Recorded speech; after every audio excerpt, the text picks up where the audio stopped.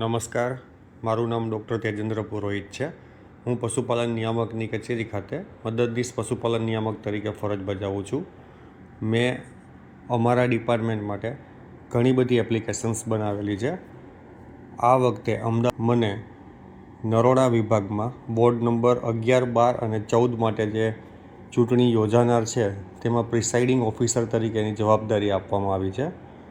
એટલે મને થયું કે મારા ડિપાર્ટમેન્ટની જેમ આ વખતે પ્રિસાઇડિંગ તરીકે પણ એક નાની એવી કોઈ એપ્લિકેશન બનાવું જે મને મારી કામગીરીમાં મદદરૂપ થઈ શકે. જો આપ ધારો તો આપ પણ ઉપયોગ કરી શકો છો. આ એપ્લિકેશનનું URL છે mockpoll mockpoll.web.app. આ એપ્લિકેશન ઓપન કરશો એટલે ગૂગલ ઓથેન્ટિકેશન મેં રાખ્યું છે. આપને પહેલાં ગૂગલથી લોગિન કરવું પડશે. લોગિન કરશો એટલે આ રીતે એક કન્સેન્ટ માગવામાં આવશે આપની પાસેથી. એ કન્સેન્ટમાં કન્ટિન્યુ ક્લિક કરશો એટલે લોગિન થઈ જશે. લોગિન થયા બાદ સૌપ્રથમ કન્ફિગર પોલ નામનો સ્ક્રીન આવશે, જેમાં આપણે કેટલા કેન્ડિડેટ માટે મતદાન કરવાનું છે અને એક મતદાર કેટલા મત આપી શકે તેનું કન્ફિગરેશન કરવાનું છે. અહીંયા આપણે જો વધારે ઉમેદવાર રાખીએ તો EVM એ પ્રકાર આવી જશે, ઇનિશિયલાઇઝ બેલોટ. તો જો 25 ઉમેદવાર હોય તો 25 + 1 નોટા એટલે 2 બેલોટ યુનિટની જરૂર પડે. તો આપને આ રીતે 2 બેલોટ યુનિટ દેખાશે. અન્યથા હાલ જે મારે વોર્ડ મને મળવાના છે એમાં લગભગ 11 અથવા 13 ઉમેદવાર છે અને કોર્પોરેશનનું ઇલેક્શન છે એટલે એક મતદાર 4 કેન્ડિડેટને મત આપી શકે.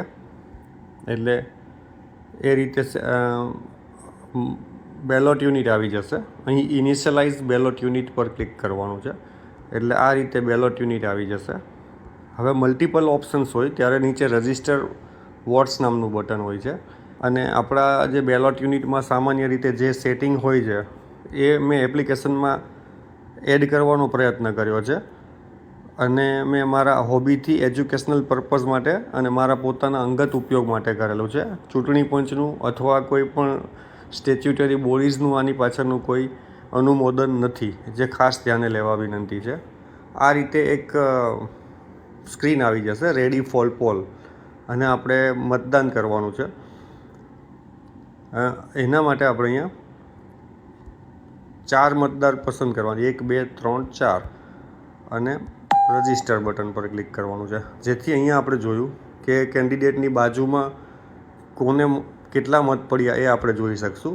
એકચ્યુઅલી જે બેલોટ યુનિટ પર જે પ્રક્રિયા થાય છે, પોલિંગ એજન્ટ આપણને રેન્ડમ મત આપવા કે તો એ રેન્ડમ મત આપણે કાગળ પર નોંધવાના છે અને જે પ્રક્રિયા આપણે એકચ્યુઅલી મોક પોલ વખતે કરીએ છીએ એ તો કરવાની જ છે, પરંતુ એક ડેમો માટે ગણતરીમાં થોડી સરળતા રહે એ માટે જે રીતે બેલોટ યુનિટ પર કામ થતું જાય એ રીતે આ વર્ચ્યુઅલ બેલોટ યુનિટ પર પણ આપણે કામ કરીશું તો થોડું આપણે ઓટોમેટ થઈ શકશે. અને બીજું આપણે મતદાનની ટકાવારી કઈ રીતે કરશું એનું પણ આપણે આ એપ્લિકેશનમાં જોવાનું છે. એટલે નીચે આપણે કોને કેટલા મત આપીએ કેન્ડિડેટ વાઇઝ આવી જશે. પછી રેન્ડમ મત બધાને આપવાના છે આપણે. નોટાની સાથે કોઈ બીજું આપી નથી શકાતું એટલે નોટા હું એક જ પસંદ કરી શકું છું અને ત્યારબાદ બીજા 4 કેન્ડિડેટ અથવા 3 કેન્ડિડેટ અથવા 1 કેન્ડિડેટ, આ 2 કેન્ડિડેટ, આ 3 કેન્ડિડેટ, આ ફરી 2, 1, 2, 3, 4, 1, 2, 3, 4, 1, 2, 1. હવે આ રીતે આપણે જો રેન્ડમ મત આપતા હોઈએ અને બેલોટ યુનિટ પર અપાતાની આપણે કાગળ પર નોંધણી પણ કરતા હોય અને પોલિંગ એજન્ટ્સને નિદર્શન પણ કરતા હોઈએ, પણ હવે ઘણીવાર એકદમ રેન્ડમ મત આપ્યા પછી જે રીતે મને તાલીમમાં સૂચના આપવામાં આવી હતી કે બને ત્યાં સુધી બધાને સમાન નંબરના મત આપવાની કોશિશ કરવાની, એટલે પાર્શિયાલિટી ના લાગે. તો અહીંયા અત્યારે આપણે રેન્ડમ મત આપવા છતાં અહીંયા ક્યાંક અમુકને 2 મત છે, અમુકને 3 મત છે અને હજુ આપણા મત થયા કેટલા 33. આપણે 50 મત મિનિમમ એડ કરવાના હોય છે. તો અહીંયા બાજુમાં નંબર આવે એટલે મને ખ્યાલ આવે કે ચલો આમાં 3 કરવા માટે આને પસંદ કરું, આને પસંદ કરું, પછી અહીંયા બી 3 કરવા આને પસંદ કરું, આને પસંદ કરું. 4 મત થયા અને મેં સબમિટ બટન કર્યું. એટલે હવે આ બધા 3 થઈ ગયા છે. અને ઓકે, અહીંયા આપણે આ કેન્ડિડેટને 2 મત છે, 3. હવે આને 4 મત થયા છે, બાકી બધાને 3 છે. તો ફરી પાછા આપણે 3 મત માટે આપણે આ રીતે કરીશું. હવે આપણા મત થયા છે 44. હજુ 6 મત આપણે મિનિમમ આપવાના બાકી છે. તો જે સૌથી ઓછા હશે એને આપણે આપીશું. 3 મત જે હોય, દાખલા તરીકે કેન્ડિડેટ 1, 2 અને 3, અને એક અહીંયા 10 નંબરને પણ 3 છે, તો એમને મેં મત આપ્યા. ઓકે, હવે 3માં 1 છે, 2 છે, અને અહીંયા 2 જ મત છે હજુ, એમને આપણે મત આપ્યા. ઓકે, જો મિનિમમ રિક્વાયરમેન્ટ પૂરું થાય એટલે એક્સિલન્ટ મિનિમમ રિક્વાયરમેન્ટ એવો મેસેજ આવી જશે. એટલે કે આપણે મોક પોલમાં 50નો જે ટાર્ગેટ છે એ પૂરો થઈ ગયો છે. હવે આપણે આનું ક્રોસ વેરિફિકેશન કરવું હોય, ક્યારેય કોઈ પ્રશ્ન ઉપસ્થિત થાય કે ના ભાઈ, મારામાં આટલા મત બધામાં 4 છે, પણ મારામાં કંઈ ભૂલ છે, અહીંયા 4 મત ના હોય, 3 મત હોય, તો આપણે જે રીતે કેલ્ક્યુલેટરમાં પેલું ચેક બટન સરવાળા બાદબાકીના સ્ટેપ જે રીતે ચેક કરીએ છીએ એ રીતે અહીં ક્રોસ ચેક પર આપણે ક્લિક કરીએ. તો પહેલી વખત મેં જ્યારે છે કેન્ડિડેટ 1, 2, 3, 4ને મત આપેલો, ત્યારબાદ મેં બીજી વખત મેં ખાલી નોટાને એકલો મત આપેલો, ત્યારબાદ મેં કેન્ડિડેટ 13, 12, 11, 10ને આપેલો, પછી કેન્ડિડેટ 9ને આપેલો. એ રીતે હું બધા સ્ટેપને હું ક્રોસ વેરીફાઈ કરી શકું છું કે મેં ક્યારે કોને કેટલો મત આપ્યો હતો. અને મત પેલા કેન્ડિડેટ વાઇઝ જ્યાં બટન પર દેખાય છે એ યાદી તો આપણે જોઈ જ શકીએ છીએ કે 1 નંબરને 4, 2ને 4, 3ને 4, કુલ કોને કેટલા મત પડ્યા. એટલે એ રીતે કરી શકાય છે. અને આ રેકોર્ડ આપના રેફરન્સ માટે સેવ કરી શકો છો. અહીં એન્ડ પોલ પર ક્લિક કરીશું. બાકી 52 વોટ ટોટલ થયા છે, જેનો પ્રિન્ટ રિપોર્ટ કરીએ તો એક PDF સ્વરૂપે આપણે આને ધારીએ તો ડાઉનલોડ કરી શકીએ છીએ. આ જ મત આપણને અહીં હિસ્ટ્રીમાં પણ અવેલેબલ રહેશે. છેલ્લે જે મેં પોલ કર્યા હોય એ બધા અહીં હિસ્ટ્રીની અંદર આવી જશે. હવે મતદાન વખતે દર 2 કલાકે આપણે ટકાવારી આપવાની થતી હોય છે. એ મતદાનની ટકાવારી માટે આપણે એક્સેલનો યુઝ કરતા હોઈએ છીએ, ઘણા પેન પેપરનો કરતા હોઈએ છીએ. એવું કંઈ ખાસ ટ્રિકી નથી હોતું એ, પણ તેમ છતાં મેં એક બનાવવાની કોશિશ કરી છે કે જેમાં થોડું આપણે વ્યવસ્થિત રીતે હિસાબ કરી શકીએ. અહીંયા ઇલેક્શન ડિટેલ, તો ઇલેક્શનનું નામ તો AMC ઇલેક્શન, અત્યારે હું ડેમો નામ આવું આપીશ. પછી વોર્ડ નંબર 11 આપ્યો છે, કોઈ શાળામાં કેન્દ્ર છે આપણું, તો આખું નામ લખવાનું એનું. અને બૂથનું નંબર 11/202, કોઈ રેન્ડમ નંબર જ હું આપું છું. હા, મતદાન મથક જે પોલિંગ બૂથ છે એના પર કેટલા વોટર્સ રજિસ્ટર થયેલા છે, મેલ, ફિમેલ અને અધર્સની સંખ્યા. તો મેલ 100 છે ઉદાહરણ તરીકે, ફિમેલ 10 છે અને અધર આપણા 1 છે. ટોટલ 111 છે. અહીંયા કર્યા પછી સૌથી નીચે અહીંયા ઓકે, આપણે સ્ટેપ બાય સ્ટેપ જો EDC વોટર છે એ માત્ર ખાલી આપણે જાણ માટે એન્ટ્રી કરવાની છે. આની કોઈ કેલ્ક્યુલેશનમાં જ્યાં સુધી મને માહિતી મળે છે ત્યાં સુધી EDC વોટરની ટકાવારીમાં આપણે ગણતરી કરવાની થતી નથી. એટલે મેં EDC વોટર ખાલી આપણે જાણ સારું 1, 2 એ રીતે એડ કરું છું. અને જો ટકાવારીમાં આપ EDC લેવા માગતા હો તો ઉપર જે 100, 10 ને 1 લખ્યું છે ત્યાં 101, 102 અને 1 એવું લખું તો EDC સાથેની ટકાવારી પણ થઈ શકે.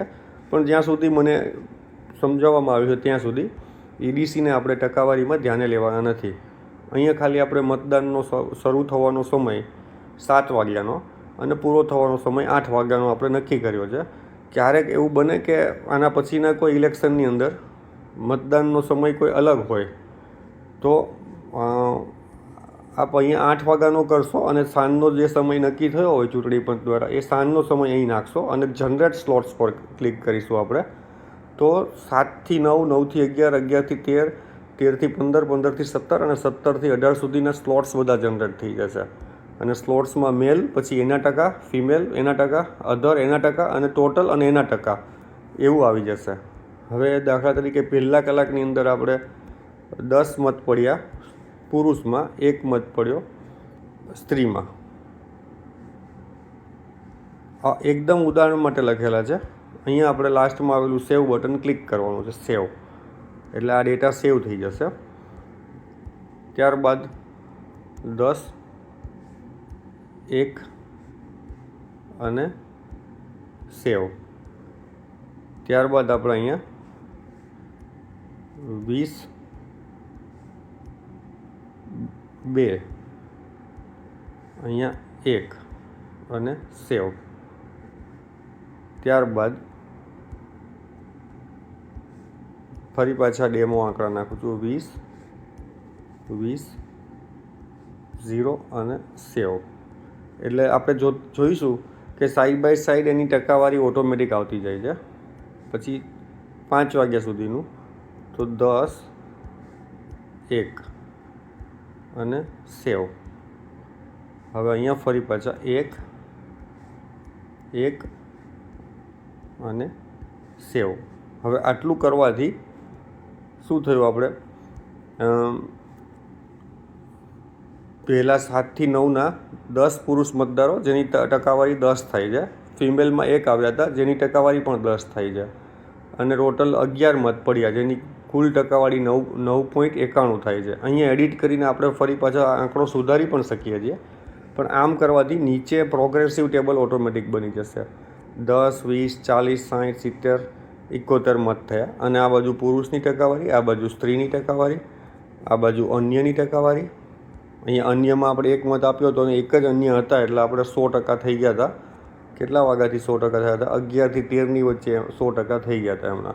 અને અહીંયા આપણે એવરેજ ટકાવારી, એ રીતે કુલ 88.29% મતદાન થયું. અને ફિમેલમાં કંઈક આપણે 260% જ થઈ ગયું છે, એક સંખ્યા કરતાં પણ વધારે, પણ ડેમો છે એટલા માટે. આ ડેટા ઓટોમેટિક સેવ ટુ ક્લાઉડ થાય છે, છતાં આપણે સેવ ટુ ક્લાઉડ બટન પર ક્લિક કરીએ તો ડેટા સેવ થઈ જશે ડેટાબેઝમાં, ગૂગલના ડેટાબેઝમાં. અને ડાઉનલોડ રિપોર્ટ પર ક્લિક કરીશું તો આ રીતે PDF ડાઉનલોડ થઈ જશે. જે PDFને આપણે ઓપન કરીશું તો કંઈક આ રીતે તો ડિટેલ PDF આપણે જોઈ શકશું. ચૂંટણીનું નામ, વોટિંગ પર્સન્ટ રિપોર્ટ, ઇલેક્શનનું નામ, પોલિંગ બૂથનું નામ, બોર્ડ નંબર, નીચે વોટરની સમરી કે આપણા મતદાન મથક પર કેટલા સ્ત્રી પુરુષ અન્ય અને કુલ હતા એની સંખ્યા, અને દર 2 કલાકે આપણે જે આંકડાનું એન્ટર કર્યા એનું A4 સાઇઝનું આ PDF છે, જે આપણે વોટ્સએપ પર કોઈને શેર કરી શકીએ છીએ, આપણા રેફરન્સ માટે ડાઉનલોડ પણ કરી શકીએ છીએ, અને પ્રિન્ટ કાઢીને આના રેકોર્ડ તરીકે પણ રાખી શકીએ છીએ. આ પ્રકારની એપ્લિકેશનમાં આપને કંઈ સૂચન હોય, સુધારો કરવાનો થતો હોય તો મને જણાવશો, જેથી આપણે આ એપ્લિકેશનમાં આપણે સુધારો કરી શકીએ. ધન્યવાદ.